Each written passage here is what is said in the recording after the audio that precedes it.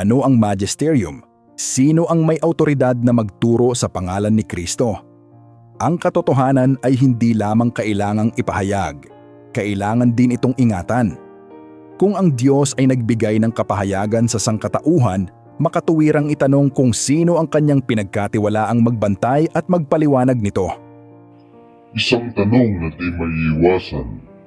Sa ating paglalakbay, unti-unti nang nabubuo ang larawan. Sa chapter 5, nakita natin na ang Diyos ay naghahayag ng kanyang sarili kay Hesukristo.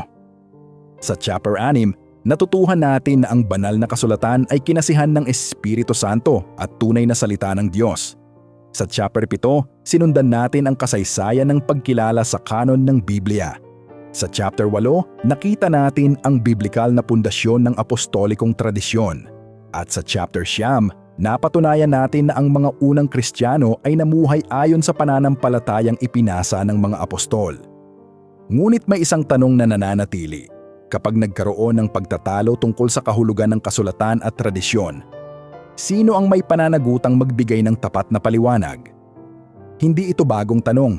Ito rin ang tanong ng unang iglesia. At ito rin ang tanong ng bawat Kristiyano hanggang sa kasalukuyan. Hindi lamang aklat ang iniwan ni Kristo. Isipin nating muli ang huling mga araw ni Jesus bago siya umakyat sa langit.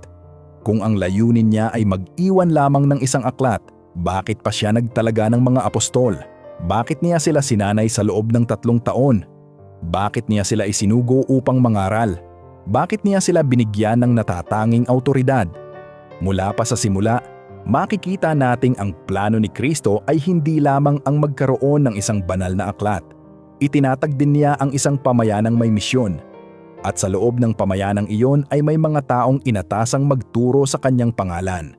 Ito ang simula ng tinatawag nating magisterium. Ano ang magisterium? Ang salitang magisterium ay nagmula sa salitang Latin na magister, na nangangahulugang guro o tagapagturo. Sa simbahang Katolika, ang magisterium ay ang opisyal na ministeryo ng pagtuturo na ipinagkatiwala ni Kristo sa mga apostol at sa kanilang mga kahalili. Ang mga obispo na kaisa ng obispo ng Roma, mahalagang maunawaan hindi lamang ang ibig sabihin nito, kundi pati ang hindi nito ibig sabihin. Hindi nangangahulugan ang magisterium na ang simbahan ay maaaring lumikha ng bagong kapahayagan. Hindi rin ito nangangahulugang maaaring baguhin ng simbahan ang ebanghelyo. Sa halip, ang tungkulin nito ay ingatan, ipaliwanag, at tapat na ipahayag ang kapahayagang minsan nang ipinagkatiwala ni Kristo sa kanyang iglesia. Ito ang malinaw na itinuturo ng Catechism of the Catholic Church. Ang tungkulin ng pagbibigay ng tunay na pagpapaliwanag sa salita ng Diyos, nakasulat man o naipasa sa tradisyon, ay ipinagkatiwala lamang sa buhay na magisterium ng simbahan. CCC, paragraph 85. Mahalagang pansinin na ang salitang ginamit ay ipaliwanag, hindi palitan. Ang nakikinig sa inyo ay nakikinig sa akin. Isa sa pinakamahalagang pahayag ni Jesus tungkol sa autoridad ay matatagpuan sa Ebanghelyo ni San Lucas. Sinabi niya sa kanyang mga alagad, "Ang nakikinig sa inyo ay nakikinig sa akin, at ang nagtatakwil sa inyo ay nagtatakwil sa akin, at ang nagtatakwil sa akin ay nagtatakwil sa nagsugo sa akin." Lucas 10:16. Napakabigat ng mga salitang ito. Hindi sinasabi ni Jesus na ang mga apostol ay perpektong tao. Hindi rin niya sinasabing hindi na sila magkakamali sa kanilang personal na buhay. Ngunit malinaw na may ibinigay siyang autoridad sa kanilang ministeryo. Kapag sila ay nagtuturo bilang mga isinugo ni Kristo, hindi sila nagsasalita sa sarili nilang pangalan. Sila ay kumikilos bilang mga kinatawan ng Panginoon.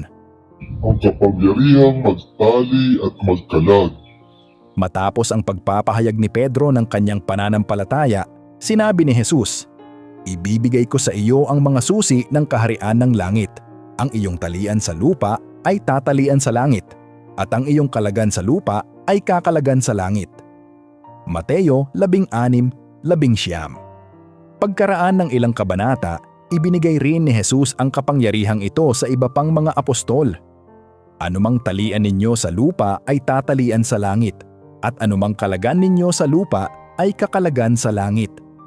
Mateo 18:18. Sa kulturang Hudyo, ang pagtali at pagkalag ay mga salitang ginagamit sa pagbibigay ng pasya tungkol sa pananampalataya at pamumuhay. Hindi ito simpleng simbolo. Ito ay wika ng awtoridad. Ipinakikita nitong may mga taong binigyan ni Kristo ng pananagutang mamahala at magturo sa loob ng kanyang iglesia. Kung paano ko sinugo ng Ama. Pagkatapos ng kanyang muling pagkabuhay, sinabi ni Jesus, "Kung paanong isinugo ako ng Ama, gayon din naman sinusugo ko kayo." Juan 20:21.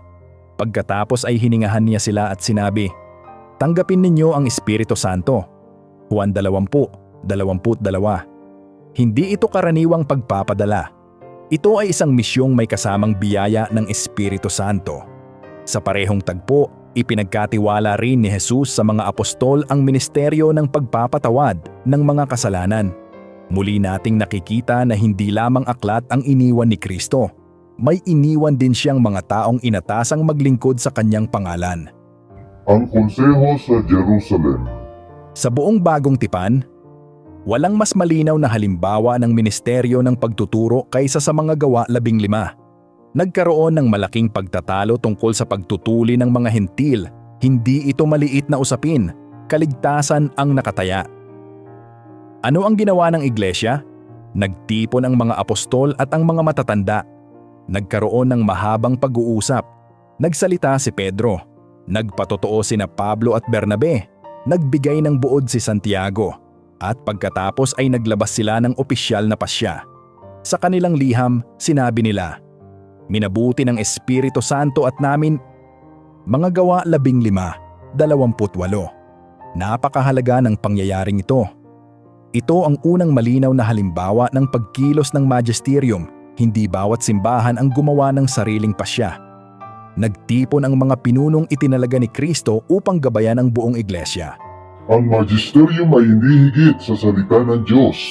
Isa sa pinakamahalagang paglilinaw ng simbahang Katolika ay ito. Hindi nakatataas ang magisterium sa salita ng Diyos. Sa halip, ito ay nasa ilalim ng salita ng Diyos. Ganito ang sinabi ng Dei Verbum. Ang magisterium ay hindi nakahihigit sa salita ng Diyos, kundi naglilingkod dito, nagtuturo lamang ng ipinagkatiwala, sapagkat sa utos ng Diyos at sa tulong ng Espiritu Santo ay buong kabanalang nakikinig dito, buong katapatang nag-iingat dito, at buong katapatang nagpapaliwanag nito. Dei Verbum 10. Napakahalaga ng pahayag na ito. Ang magisterium ay hindi Panginoon ng kasulatan. Ito ay lingkod ng kasulatan at ng apostolikong tradisyon. Bakit hindi sapat ang sariling pagpapakahulugan? Maaaring may magtanong, kung may Biblia naman tayo, bakit kailangan pa ng magisterium? Magandang tanong, ngunit isipin natin ito. Kung sapat na ang pagkakaroon ng Biblia upang maging iisa ang pagkaunawa ng lahat, bakit napakaraming magkakaibang interpretasyon ang umiiral ngayon?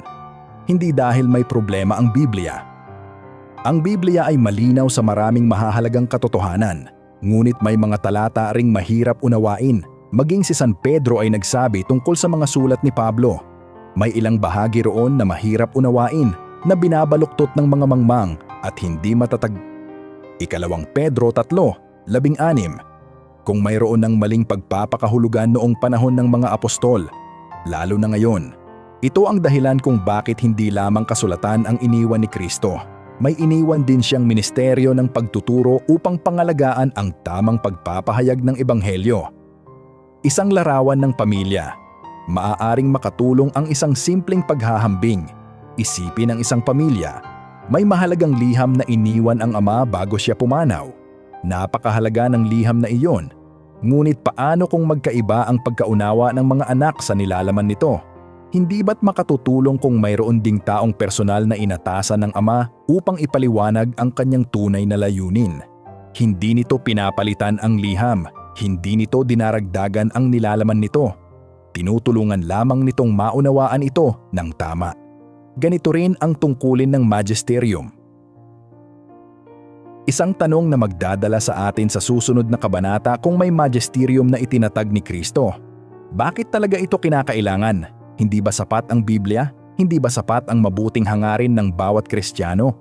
Ano ang ipinakikita ng kasaysayan kapag walang kinikilalang panghuling autoridad sa pagtuturo? Iyan ang ating susuriin sa susunod na kabanata. Kung nakatulong sa iyo ang video na ito, i-like, i-share at mag-subscribe ka na. I-click na rin ang bell para hindi mo ma-miss ang mga susunod nating pag-aaral. God bless.